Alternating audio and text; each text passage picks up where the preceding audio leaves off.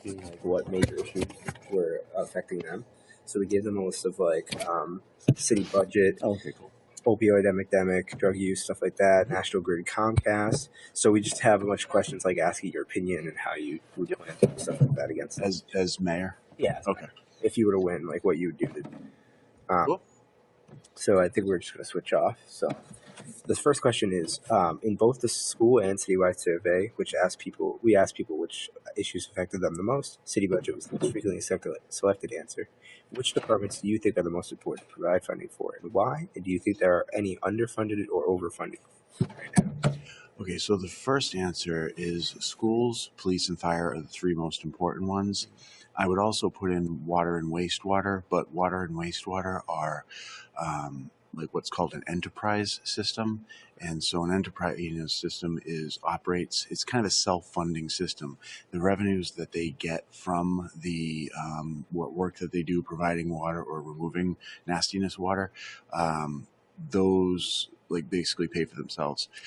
So schools, fire, and police, all three are underfunded. There is no city department, and there's no like state government agency. There is nothing that's ever funded appropriately or adequately, I should say. There's like, in government, it doesn't work like the private sector, where in government you want to keep revenues as low as possible, where revenues are basically taxes. So, there's just never enough money to go around for everything. So the schools have chronically been underfunded. I think that's kind of well known. Everybody knows about that. They just, the year after year, the bare minimum was given with the state requirement, and that resulted in 30 teachers being laid off last year. So that's one that is, I hear a lot about when I'm knocking on doors. So does that answer all of your questions? Because that was a multiple part question. Yeah, you answered the underfunded, and you provide which are most important to provide funding for. Yeah. Okay. Cool. So most people are aware that there's an opioid epidemic in Massachusetts. In our school-wide survey, 40% of students and teachers selected drug abuse as a major issue that affected them. So what would you do to mitigate the problem of drug use in Attleboro, especially in schools? Okay. So these, because the drug problem is such a large one, it's prevalent, it's everywhere, but it's also a very specific problem. It's something that requires state assistance and federal assistance. What we need to do is make sure we're tapping into the best we can with state and federal grants, because we had in the legislature just this year, maybe it was last year, it was very recently, we authorized an extra $80 million in spending on opioid and drug-related treatment programs. So that's one thing, is make sure we're constantly looking for those resources. At the state level, we also need to make sure our drug treatment programs and prison work, we need to make sure that like all of the programs we're offering actually deliver the outcomes. This is something that almost everybody overlooks. They like to just say, okay, well, we're going to fund the programs, but do the programs actually work? We don't really know, because we don't measure anything in like a really scientific way. But when I say scientific, I mean like having a treatment group, the people who are getting the services, and a control group, people who did not get the services. So that's a real problem too. We have to make sure that we're doing that. At the high school level, basically what I need to do is follow, because I'm not in the high school, and so what I need to do is follow the direction of the, the superintendent, who's, reports to the school committee, doesn't report to the mayor. So the superintendent would be informing me, this is what we need in the high school. There are, different awareness programs, that could be implemented, could be tried. That's like I said, that's something that, I have to actually look to see, like diagnose what the problem is, review what the alternatives are, like that we can, implement one of those alternatives, and then measure whether or not we're getting the results we want. So that's something that you just have to do, because it's so specific. It would almost be arrogant for me to come in and say, this is exactly what we need to do before I've spoken with the superintendent about it or the schools. So, yeah. That makes sense. Thank you. So many people in Attleboro believe that there should be more options than National Grid and Comcast to provide their electricity and TV services.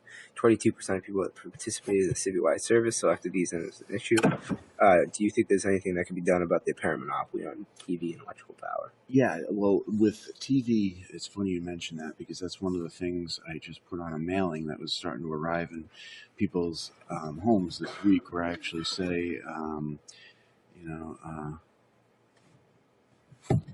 just bumped it.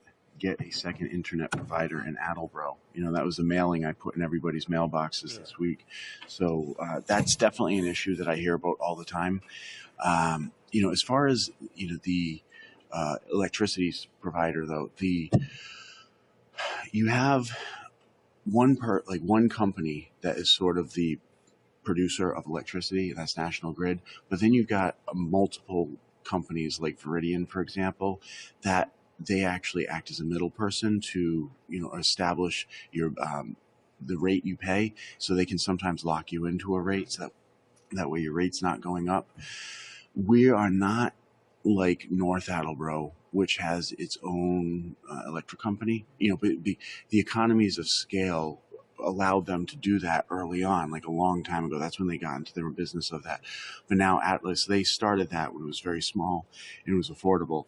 Attleboro is 43,000 people, and we wouldn't be able to actually do that. So there are different like billers, if you will. That is already an option, but as far as getting another electric production company in here, it's probably cost prohibitive. But as far as the internet goes, cable internet, and getting maybe Verizon Fios, for example, I don't know why they're being kept out of Attleboro, or why they're keeping themselves out of Attleboro. That's something I can only really look into as mayor, as CEO of the city.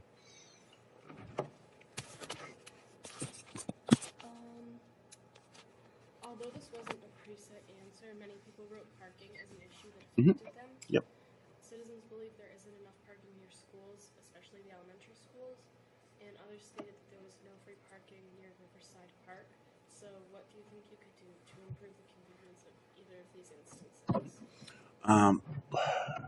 That's basically a zoning issue where we have to look to see whether or not like land not being used for parking can be used for parking. If that involves cutting down trees, like behind Studley, for example, during that area, that actually, God, there's not a lot of parking. It's like that little tiny parking lot. But that, there's a lot of woods area behind Studley. So that's just a zoning issue. And that would be the case with Hill Roberts and Hyman Fine as well. That would be with any elementary school. So the other part to the question was parking downtown, was it, or just like no? Riverside, yeah. Okay, so Riverside is not owned by the city. That is, we're talking about the new Judy Robbins River Walkway, the River Parkway, yeah. So that's not property owned by the city. A lot of people think it is. It's actually Attleboro Redevelopment Authority property, and so they don't report to the city. They're not part of the city. It's a private entity that basically gets grants or loans to repair like blighted and dirty properties, like buildings that used to be factories that are now polluted. So that's what they do. And that riverfront used to be the DPW yard, the Department of Public Works yard. So they basically purchased that. They fixed it up, made it a lot prettier, but now that's still theirs. So that would have to be a conversation we have with, the ARA to see what they're willing to do. Expanding beyond the question, though, into what I've heard from people is that there's not a lot of parking downtown. And I don't know if you said that was part of your question. I don't remember hearing that, but that's an issue I hear a lot of as well. People are really concerned about parking downtown. There's not enough parking to, yeah. And so there's a couple of different buildings that could possibly be, because they're really ugly buildings. They are privately owned, so it's not like we can just go in and take them. Maybe there's an argument for eminent domain, but the couple of properties I'm thinking of is one of them is across the street from the Sun Chronicle. That big yellow building is kind of like really got a bad paint job. Maybe tannish building, beige color, light tan. But That's one that, maybe would be better if the Attleboro Redevelopment Authority was able to purchase it using grants, tear it down, and then, basically put parking there, but paid parking, so that way they can recoup some of the money. It may or may not be beyond the scope of what the ARA can do, because it might not be a polluted area, but they might be able to go beyond polluted areas. That's again a conversation we have to have with ARA. Another area on the other side of the center of Attleboro is, where that Chinese restaurant is on the corner of Park Street and Union Street? This kind of like little yellow. Was so good? Yeah, so good. Well, it's closed down now. You might know about that. Yeah, it's on the corner of Park and Union, and they closed down not too long ago. But that's another one. That whole corner has just got kind of really unkept buildings and property, and that's one that we could also possibly buy from the owner and tear it down and put like a nice corner parking lot there, paid parking lot, something reasonable, but we'd have to have it paid one way or the other, unless we get a grant, which you don't have to pay back grants, but we would have to in the absence of a grant, we'd have to have it paid parking, that way you can recoup the money that was put in, and that would take a long time anyway. So anyway, yeah. So the next one is about the revitalization of the downtown. It's been a major focus of the city for major years, and many citizens marked it as a major issue. So how do you feel that the revitalization has been progressing, and what do you plan to do for the future? Okay, very good question. So the revitalization started under Judy Robbins, and it has been continued under Kevin Dumas. He gets a lot of state and federal grants to make things look pretty, like the sidewalks and the lampposts, but his philosophy has been, and this is where I would do things different. His philosophy has been, if you make things look pretty, businesses will come to Attleboro. And if you keep your business tax rate, because businesses pay taxes too, just like people and just like homeowners, if you keep that rate low, that will also incentivize people to come to Attleboro. Unfortunately, it really hasn't worked. We need to do a lot more than just that. The things I would do differently are to work with the Chamber of Commerce, make sure that we have a good sense on what the challenges businesses are faced with in Attleboro. That's not currently being done. Also, hire an economic development director to recruit businesses to come to Attleboro. That's also not currently being done. Hold quarterly meetings with businesses not in the Chamber of Commerce, because if you didn't know, the Chamber of Commerce is it's an association of businesses that pay fees, and then they have like basically an advocate for them. So I would also hold quarterly meetings with businesses that are not associated with the chamber to find out what's important to them. The reason I want to get the chamber involved, as well as businesses that are not in the chamber, is because there's a lot of red tape and regulations in Attleboro that really discourage businesses from either coming here in the first place or growing. So we need to find out what those are, and basically just make life a little bit easier for businesses to come here to do business here. So there's several things that have been suggested as part of that. Also, what I'd want to do differently is to help create a small business association. I'm sorry, not a small business association, a downtown business association to have like a group of the businesses working together, trying to advance their common interests and stuff. So. Feels like you see a ghost. Yeah, just someone walking down the hall. So, but yeah, those are like specific things that I would do that are currently not being done. Hire an economic development director, work with the Chamber of Commerce, hold quarterly meetings, try and get rid of some of those regulations and red tape that discourage businesses from coming here. Create a downtown business association. Those are at least 5 things not currently being done. Road conditions and traffic issues made up a large portion of both the school and citywide surveys. So how could we address the poor conditions like potholes and mitigate large traffic jams like the congestion that occurs every morning near the Shell station? Right. Okay. So the city basically gets what's called Chapter 90 funds from the state. State pays for most of, if not all of the road repairs, roads and sidewalks. So that money comes to the city, and then it's basically spent by pretty much the mayor and the Department of Public Works. They decide, where the money is going to be spent, like what potholes are going to be filled up, what roads are going to be replaced. Sometimes we get grants to do new sidewalks. So that's where the money comes from, and then it becomes an issue of priorities. Where do we spend the money? And like I said before, there's never enough money in any department or any agency to cover all of the needs. So budgets reflect priorities. You spend your money where you're prioritizing. You spend just like you spend your time. You spend your time on things that are important to you guys. You do that when you go home after school. You just how you spend your evenings and weekends. That's what's important to you. So the I think it was the second part to your question. It was what was the second part? Traffic. That's it. Thank you. So so traffic. That's not something we can just throw up a street light or stop signs anywhere we want. Yeah, we're gonna be out of here in just a couple more minutes. So, of course. The traffic situation. So you always have to, whenever you're going to do anything with traffic, you always have to do a traffic study. You have to get the State Department of Transportation down to do, hold like a formal, they survey it. They look to see what the traffic patterns are, what time, how many people are coming, like how many cars are coming and going, how far things are getting backed up. So all of that goes into doing anything.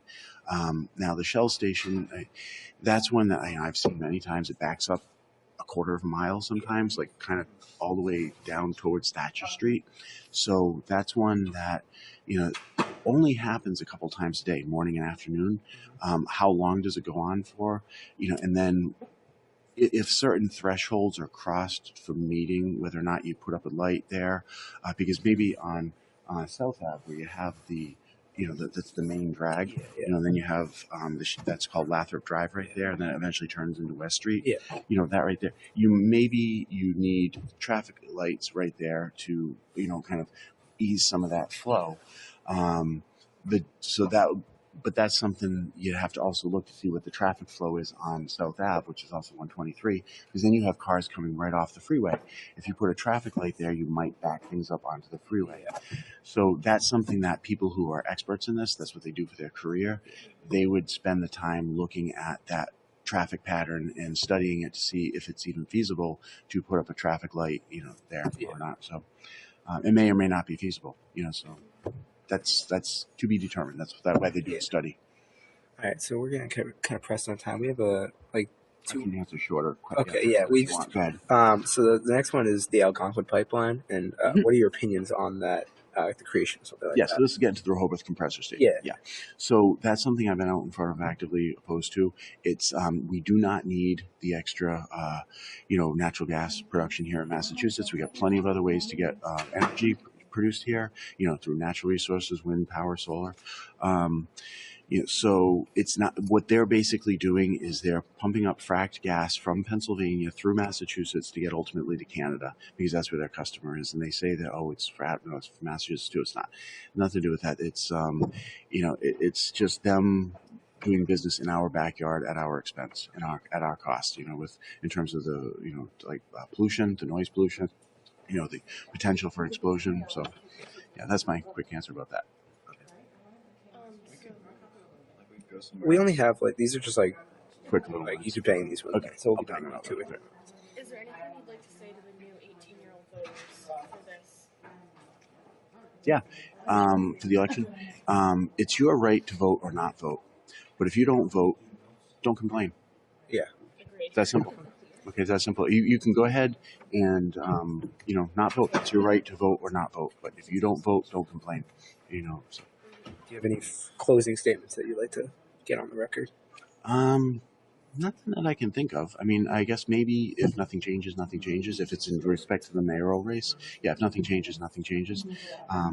Kevin has done a good job with certain things, but I'd like to bring us even further. He's been there 14 years, and I think it's time for new ideas, fresh ideas, new ways of doing things. Yeah. All right. So we'll draft it up, and then we'll send you a copy of what we've written down to see if there's anything that we left out that you'd like to have included. And then we'll